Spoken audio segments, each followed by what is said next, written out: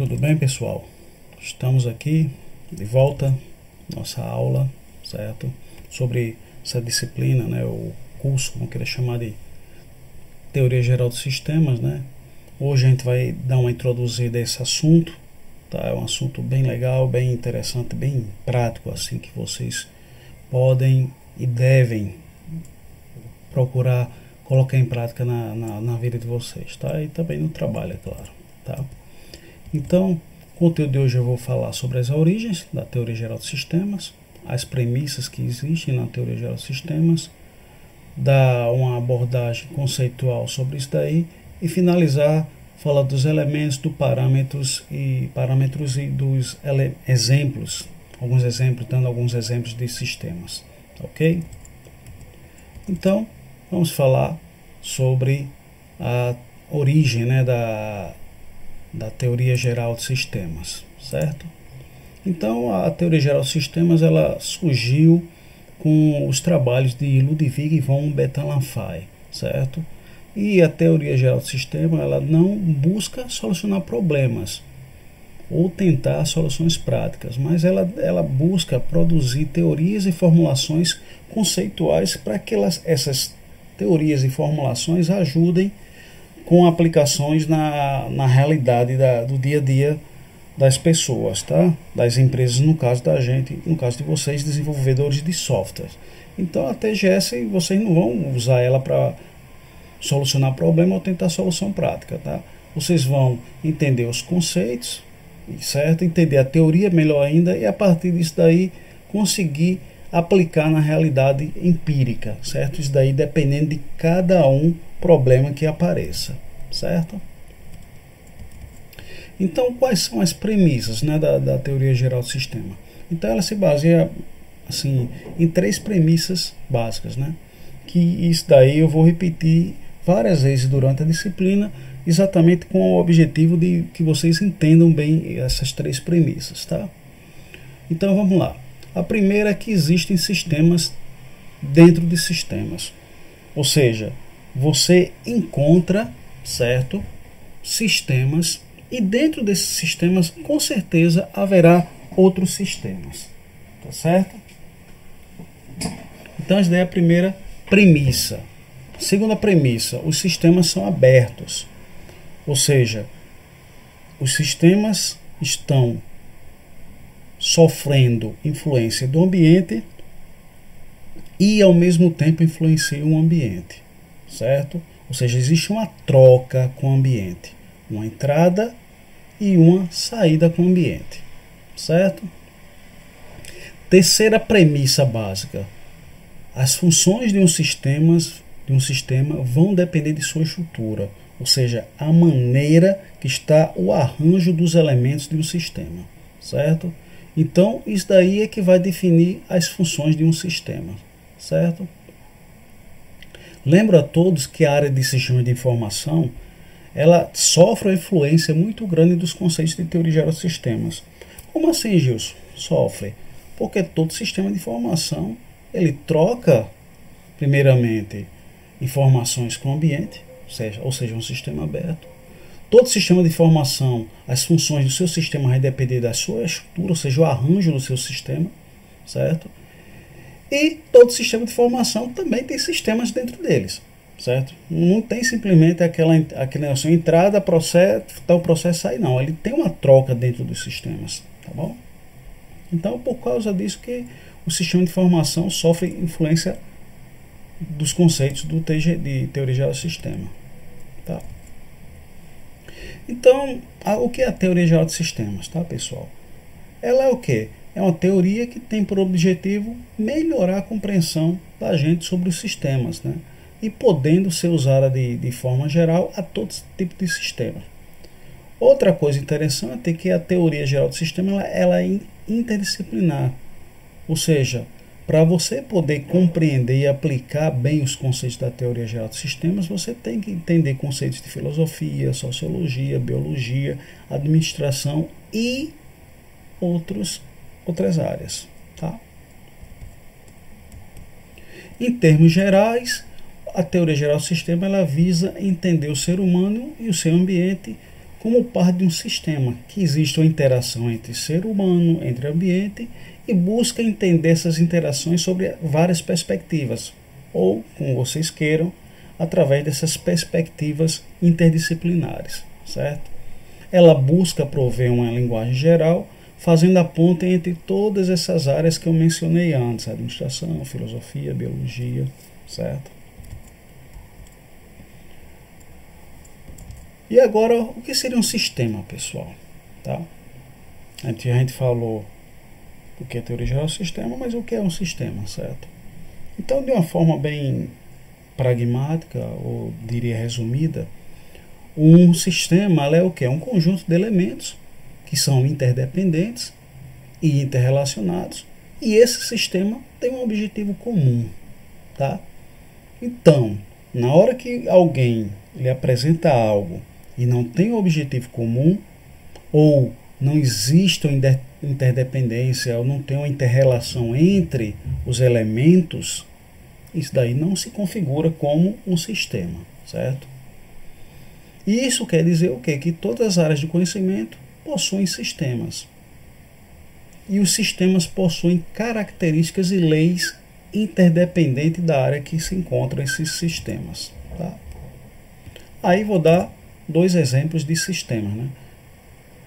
Vou dar alguns exemplos, melhor falando. O carro, certo? O carro tem um sistema de ignição, sistema de combustível, sistema elétrico. Tá? Corpo humano tem um sistema endócrino, sistema digestivo. Computador também tem um sistema de entrada, de processamento, de saída. Né? Uma empresa tem vários sistemas ali dentro da empresa. Tem o sistema financeiro, o sistema de marketing, o sistema de produção, de recursos humanos. Tá? Observem que todos esses sistemas, vou voltar aqui para essa telinha, tá? Tem sistemas que existem dentro desse sistema, certo?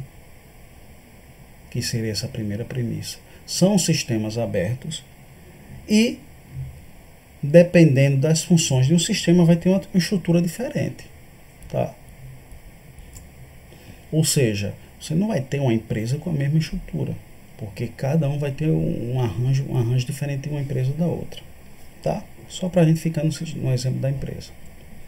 Contra-exemplo, as pessoas que caminham na rua. Elas estão lá com vários objetivos diferentes, ou seja, não se configura um sistema. E quais são os elementos, né, dos sistemas que compõem o sistema? Tá? Então, o primeiro elemento são os objetos, que são, vamos dizer assim, o que existe dentro do sistema. Do ponto de vista estático, são parte dos sistemas. Do ponto de vista funcional, cada objeto lá tem uma função a ser desempenhada. Se você pegar, por exemplo, o sistema do computador, computação, tá? O disco rígido, ele do ponto de vista estático faz parte do sistema, é uma parte, mas do ponto de vista funcional ele tem uma função desempenhada diferente, por exemplo, do teclado. O teclado tem a função de entrada de informações através do teclado. O disco rígido HD, ele já tem a função de armazenar aqueles dados ou aquelas informações no sistema do computador. Segundo elemento, os relacionamentos, certo? Que são as fronteiras entre os objetos que fazem a ligação entre eles. Tá? Ou seja, quando você digita alguma coisa, você os digita usando um teclado, que é um objeto, e tudo que você digita vai sair em outro objeto lá, que seria, por exemplo, o monitor ou a tela do sistema computacional. Mas observe que tem uma relação, algo que liga, que faça com que você, quando digita uma tecla, apareça lá na tela do seu computador. E para isso tem que ter um relacionamento, tem que ter uma ligação, mas existe uma fronteira entre os objetos. Tá? O terceiro elemento são os atributos, que são as propriedades, né? Que é o que manifesta algo conhecido, observado. Tá? Então o teclado ele tem que ter um atributo lá, tem que ter as letras lá, tem que ter uma cor, tem que ter um tamanho. O monitor, por exemplo, também tem que ter um tamanho, tem que ter as cores que funcionam, né? Tem que ter uma fonte de energia. propósito, objetivo, seria o que? A finalidade, né? Que você pegando todo o sistema, certo? Você pegando cada objeto tem uma finalidade objetiva, mas que no final vai ter o que? O globalismo, né? Que seria o que? Que cada um, que qualquer unidade irá afetar devido ao relacionamento entre elas. Então imagine só, você liga o seu computador, tá lá os objetos lá, o seu sistema, o monitor e o teclado, mas por algum motivo você digita e não sai nada no seu monitor. Ou seja, na hora que existe alguma coisa errada funcionando no seu teclado, vai influenciar o quê? O seu monitor. Isso dá um exemplo de globalismo ou totalidade, certo? E isso vai evitar, de alguma maneira influenciar o quê? O objetivo ou o propósito do teclado, né? Na hora que você está digitando lá, não sai nada, então, de alguma maneira, está influenciando o propósito ou objetivo do teclado, né? E o meio ambiente é onde se encontra o que se encontra fora do sistema, certo? Mas que não pode ser controlado pelo sistema. Um exemplo aqui é a sua fonte de energia. Não está vamos dizer, até certo ponto, se o seu notebook tiver uma bateria interna, ele tem lá uma fonte de energia interna. Mas na hora que deixa de funcionar a fonte de energia externa, se acabar a bateria, a energia da bateria já não funciona mais, né? Tá? Então, o limite do sistema define o sistema de qualquer outro, ou seja, ele faz a limitação entre o sistema de informática, o computador aqui, e o ambiente, né? E as unidades básicas dos sistemas são os elementos dos sistemas. E dentro de um sistema pode existir subsistemas. Por exemplo, aqui, você pegar o computador, tem um sistema de refrigeração, um sistema de energia, um sistema de armazenamento de dados, né? E a forma como os elementos do sistema estão organizados ou arranjados, a gente chama de configuração. Tá?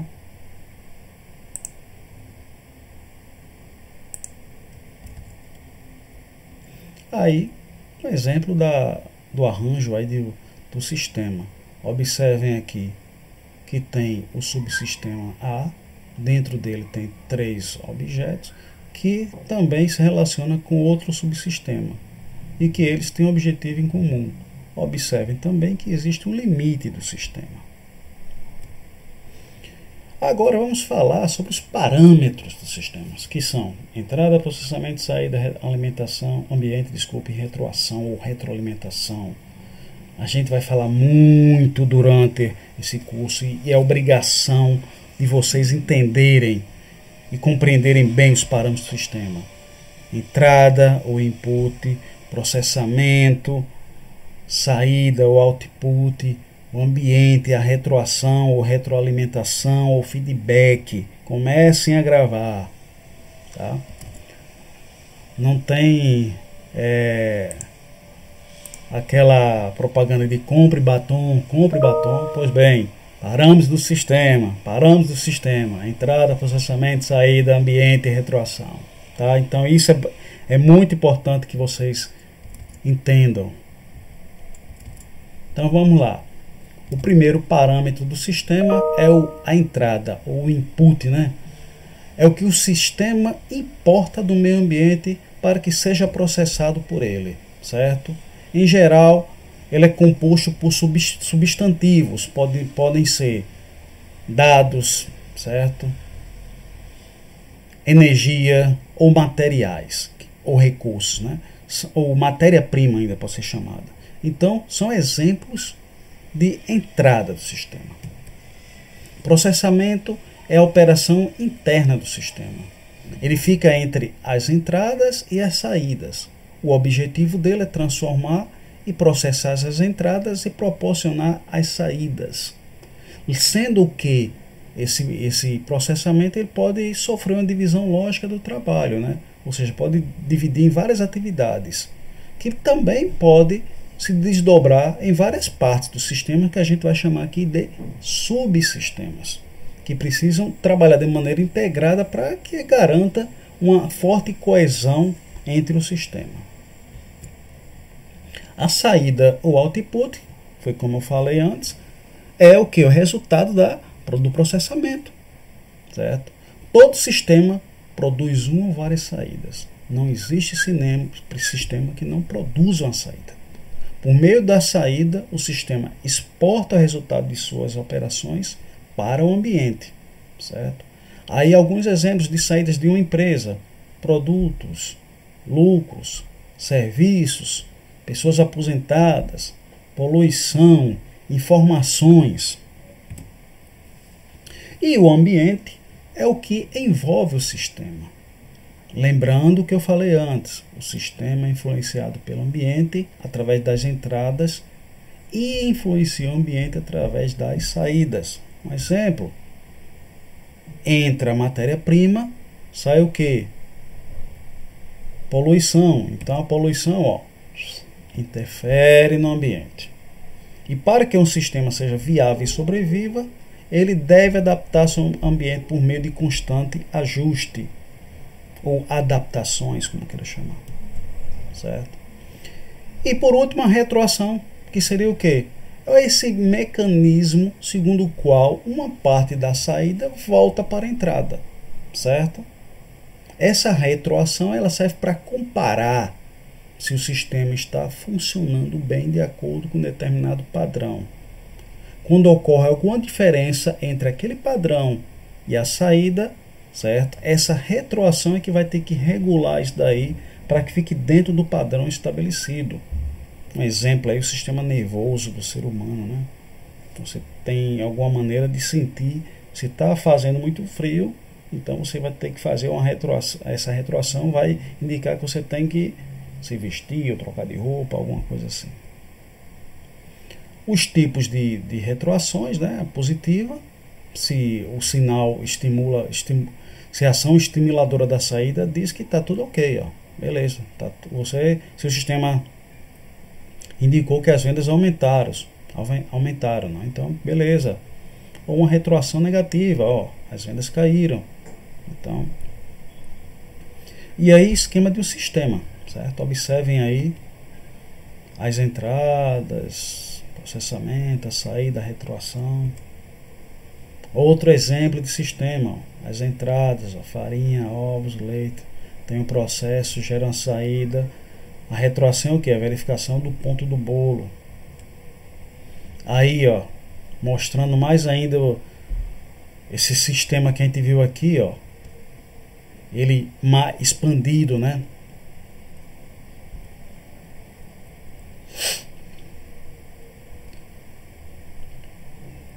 E aí,